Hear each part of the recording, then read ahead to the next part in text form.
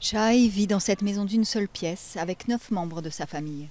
Ce Cambodgien de 18 ans tente de se remettre de ce qu'il décrit comme une terrible erreur, la vente d'un de ses reins pour 3000 $.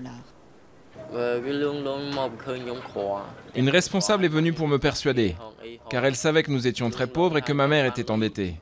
Elle a fini par me convaincre et me parler d'argent tout le temps, et il me fallait cet argent. La trafiquante a été arrêtée, mais 2 ans après l'opération, Chai a toujours mal. 2 autres Cambodgiens ont porté plainte après avoir vendu leurs reins, comme lui. Ce sont les premiers cas connus de trafic d'organes dans le pays. L'ONU s'inquiète de ces premières affaires qui pourraient n'être que la partie émergée de l'iceberg. C'est un crime qui cible les plus pauvres. Les gens qui ont de l'argent ne se retrouvent pas forcés à vendre leurs organes et ne se font pas droguer par quelqu'un voulant les leur voler. Les gens qui sont ciblés par ces trafiquants d'organes se trouvent hors des radars de la société. Et ces organes sont destinés à des personnes qui peuvent se permettre de les acheter.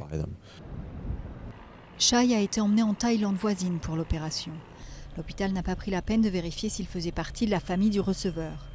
Plusieurs hôpitaux de Bangkok sont sous le coup d'une enquête et la police cambodgienne avoue n'avoir aucune idée de l'ampleur du problème.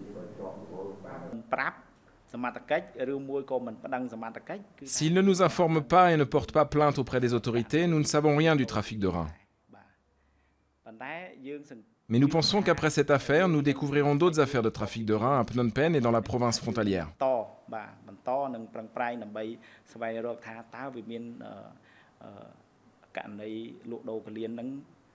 Il y a encore peu de temps, le trafic d'organes était surtout répandu dans des pays comme l'Inde ou le Népal. Aujourd'hui, à travers le monde, jusqu'à 10% des 100 000 transplantations annuelles utiliseraient des organes issus de ce trafic. Ces nouveaux cas au Cambodge semblent montrer que les trafiquants visent désormais de nouveaux marchés.